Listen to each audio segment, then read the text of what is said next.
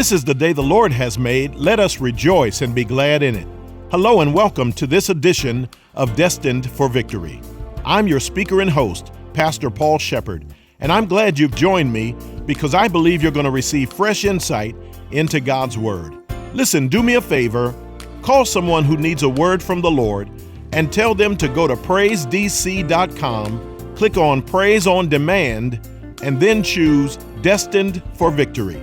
Now, before we get into the broadcast, let me quickly mention that you can hear our daily broadcast 24 hours a day on my website, pastorpaul.net.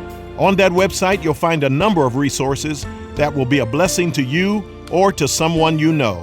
That's pastorpaul.net. I'll give you my complete contact information at the conclusion of the broadcast. But right now, let's get into this message, which is part of a series entitled Developing a Lifestyle of Faith.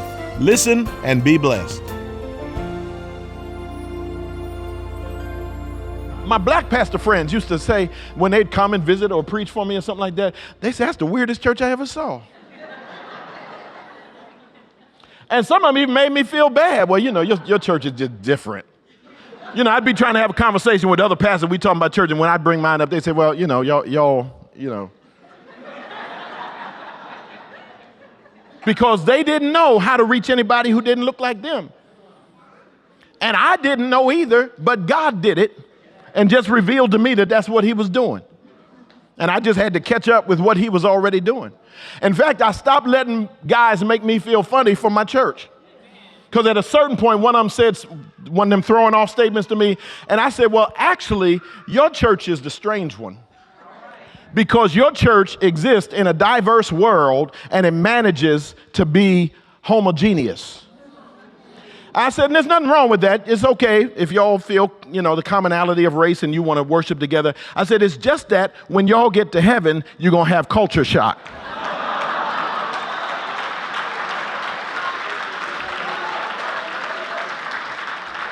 See, you push up on me, I'm coming back for you. That's all I'm saying. I'm coming back for you. Don't come for me unarmed. That's all I'm saying. Where was I? So expect the unexpected. Now, I want to continue looking at Hebrews 11, and we want to look now at the next character mentioned, whose name is Abraham. Look at Hebrews chapter 11, verses 8 through 10. By faith, Abraham, when called to go to a place he would later receive as his inheritance, obeyed and went, even though he did not know where he was going. By faith, he made his home in the promised land like a stranger in a foreign country. He lived in tents, as did Isaac and Jacob, who were heirs with him of the same promise. For he was looking forward to the city with foundations, whose architect and builder is God. That continues the theme of following God into the unknown. When it talks about Abraham, it's still talking about the same thing. Following God into the unknown. In Abram's case, his name was Abram at first, later changed to Abraham. But Abram, in Genesis chapter 12, the Bible says the Lord spoke to him and said, I want you to get up, go to a place I'll show you. And then he gave him a promise that he was going to make him the father of many nations. But the first thing was a directive. You got to get up and go to a place I'll show you. Talk about following God into the unknown. Abram had to get up, take his kinfolk, and move. And he said, okay, Lord, where are we going? He said, I'll show you. Just start walking. I don't know if some of you have experienced this yet in your walk with God. If you haven't, it's coming. God will give you surprisingly little information. I mean, he'll give you like just a little word. Because you know how we are. We want it GPS'd out ahead of time. Okay, Lord, so where am I going now? God said, don't worry about it. Just go. You'll know when you get there. Oh, wow. Thank you so much. And see, that's what's going to freak some of y'all out, because you need a 5-year plan. You need God to bind it up in a little binder and just give you, here's what's going to happen from this season to that. And you're going to do this and then you're going to do it. And God won't do it. He said, get up and go. And Abram, that's why he's in the Hall of Fame, he got up and went. Got up and went and just did what the Lord told him to do. And it was very little information. We are also told that when he got there, He lived there for years with no additional information on how God was going to fulfill the rest of the promise. God can not only send you into the unknown, he can leave you there a while. My first 7 years in California, I feel like I was in the twilight zone. Like, where are all these people? I mean, I knew all the people in there. They all saved. I don't need to give an altar call. Sometime I gave altar call just because. Anybody want to receive Christ? Just let us know. Just come on. We'll be glad to pray for you. I know they all saved. Ain't but 30-something of them, 40-something of them, 50-something of them in those early years. But I gave it anyway. There were times I saw visitors, didn't know whether they were saved or not. I always gave altar call. Then, want to receive Christ, nobody's respond. After a while, I got to the place, you have outer dialogue and inner dialogue. And there were many times, especially when we went from like 50 to 250 in those years, we were growing by the twos and fews. And there were unsaved people sometimes. And a few folks got saved along the way. But for the most part, I'd give an altar call, and I didn't even expect anybody to get saved. Because I'm so disillusioned, where are the thousands? And so I'd stand up, get the altar call, nobody would respond, and my inner dialogue would be like, of course not. Who want to get saved in this church? I don't even want to be here myself. I'm just the pastor. I'm being honest with y'all. At a certain point, it was just mockery in my head. I would drive home, ask my wife, I would drive home many of those Sundays just as depressed. I'm driving home, like, I think we missed it. God didn't tell us to come here. He said something else, and I just missed him. And she being a little dutiful wife, she said, no, honey, we heard from God. I said, well, we heard from God. Where are these people? And she just tried to keep me encouraged. I'd go on a fast because I moved. I've done the first thing. God, Abram, Lord said, get up and go. Lord told me, go west, young man, go west. So here I am, and here now for years, in the 3rd year, the 4th year, the 5th year, 6th year, and still no thousands. And I'm preaching good messages, too. It's not like some junk, man. I was coming with it. And those little 70, 80, 120, 150 people say, hey, man. But with my best work, I'm now where God said to go. Like Abram, he stayed there for 10 years before he heard anything else from God. He's in Canaan, which is where God was sending him, the place they were to inherit. We later came to call it the Promised Land. He's there. God's saying nothing else. I've been there. I know what that's like.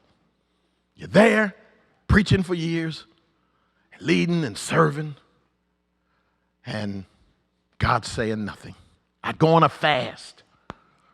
Oh, I'm going to make God speak. I'm going to drink nothing but water.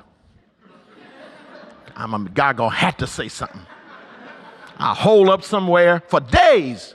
I'd go on a fast, go somewhere for days, neither drinking anything but water or eating.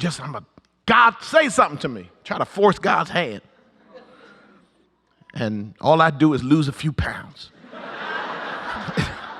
He's saying nothing. Remember one time my wife picked me up. I was on one of them little retreats. She picked me up and she all excited. So what the Lord say? I said, nothing.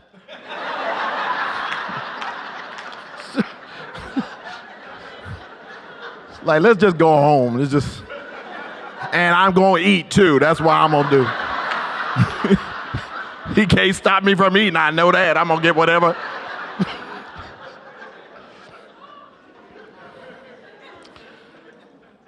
Oh, but if you're faithful and just wait on him. Just wait on him. That's all you got to do. When you're in obedience, just wait on him. And in Abram's case, 10 years in Canaan, then the Lord speaks up. Lord speaks up. And here's where I want to take you to another lesson from Hebrews 11. Look at verses 11 and 12. By faith, Abraham, even though he was past age and Sarah herself was barren, was enabled to become a father because he considered him faithful who had made the promise. And so from this one man, watch this, and he as good as dead,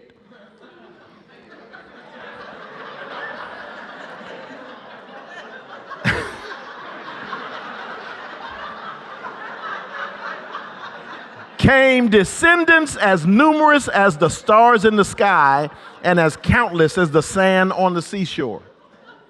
Do you see the power of that? God took a man that the writer to the Hebrews, who wasn't trying to clown him, but just had to tell it like it was. He said, he was as good as dead. And God gave him descendants as numerous as the stars in the sky or the sand on the seashore. What lesson do we learn from that? Here's the next lesson. Developing a lifestyle of faith means seeing our problems through the lens of God's promises.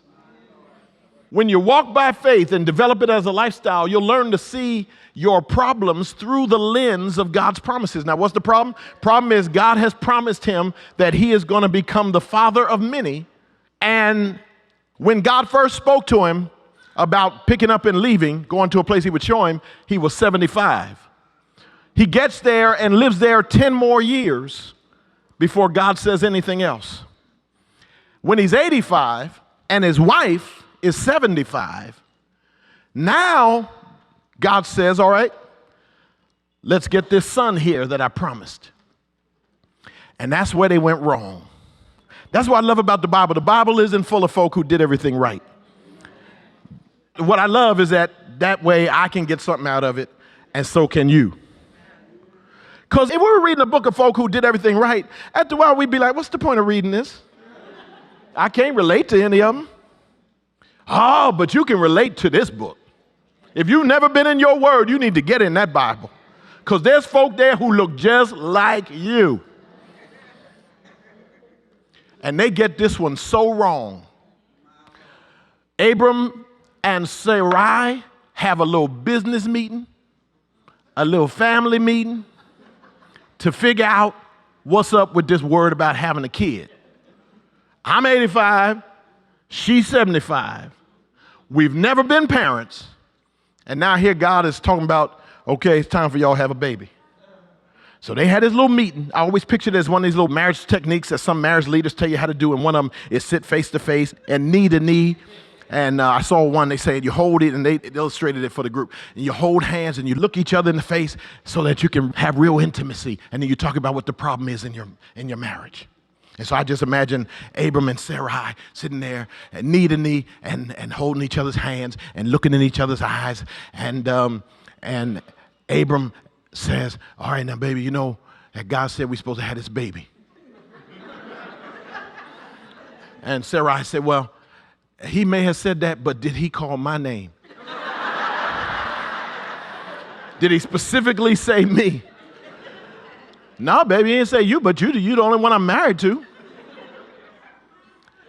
And she said, well, then maybe that's where we need to take some action.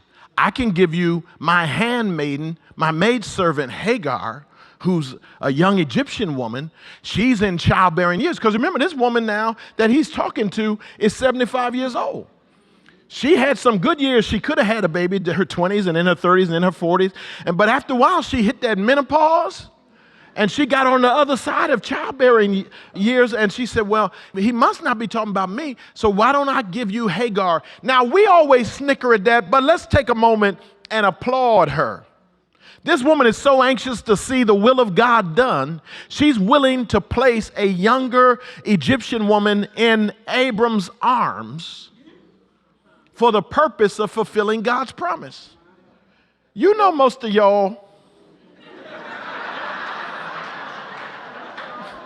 come on, married sisters, help me make this point. You know, most of y'all would have been like, I don't know how God's going to do it.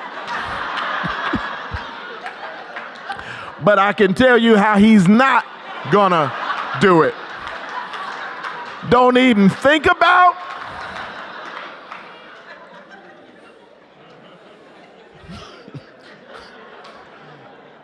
Y'all would have been like, that's up to God. That's God's problem. That's all I'm saying. Because I'm not bringing no younger woman up in here to make this happen. She was so anxious. She said, let's try. Maybe that's God's way.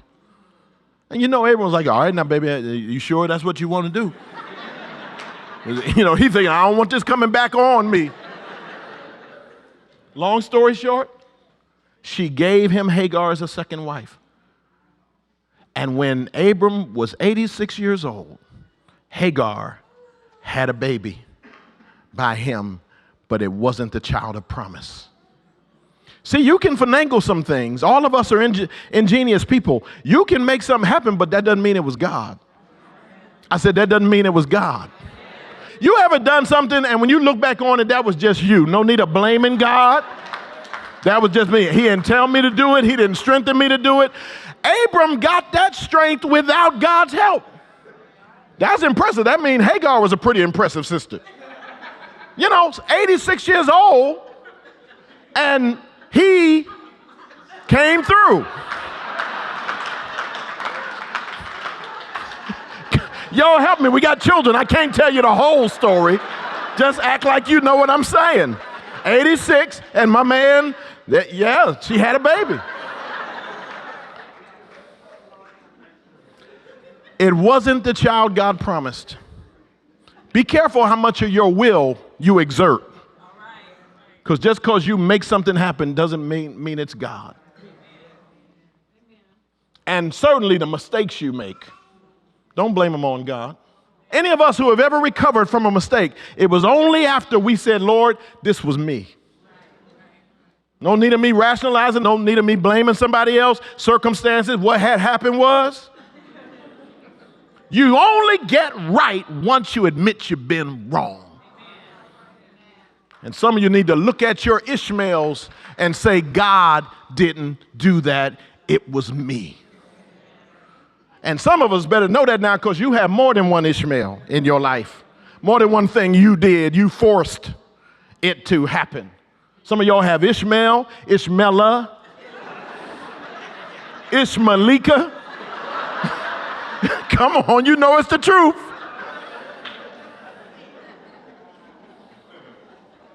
They came up with Ishmael. Wasn't God. Wasn't God at all. So God said nothing. See, God lives outside of time. He's not pressed for time. And when they made this mistake, he let them live with it. I've come to realize the reason you don't want to have Ishmaels when God has promised you an Isaac is not because he won't bless you with the Isaac. It's just that you have to raise the Ishmael. And so you're taking time and energy from your own life when you do things the wrong way. God's got all the time. He's good.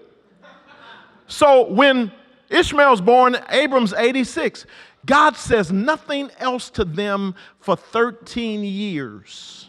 Nothing. Just raise that boy.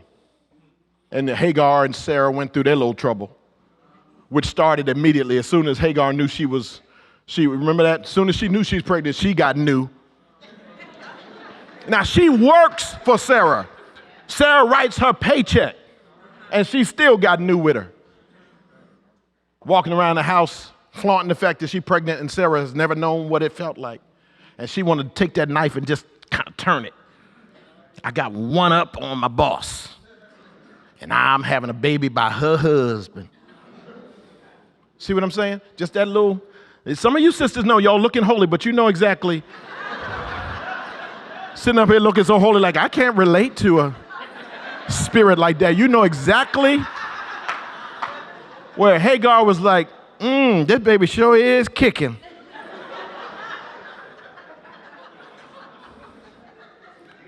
But when Sarah came back on her, because Sarah went to her husband and said, you did this. Now see, back when they were having a little knee-to-knee meeting, that's exactly what Abram didn't want, this to come back on him. But soon as Hagar started acting up, Sarah went to Abram and said, you caused this. And Abram been married long enough to know what to do. See, you young rookie husbands, y'all don't know what to do in a moment like that. You little rookies, you want to defend your, see, I told you when we had that meeting. Remember back then when we had that meeting? I told you then. Don't come to me now. You dumb. We who've been married long time, when we know we tried our best to make this thing the way it was supposed to be and to make sure that she had signed off on it. In fact, this was her idea. Then when she come back and say, you did this, what you supposed to do, what Abram did, well, baby, what you want to do now? Don't you fight, because if you fight, you're going to look like you're on Hagar's side. See, I'm trying to help y'all. You little rookies, you need to know something. Because then she'll come back on you. Oh, so now it's you and Hagar against me.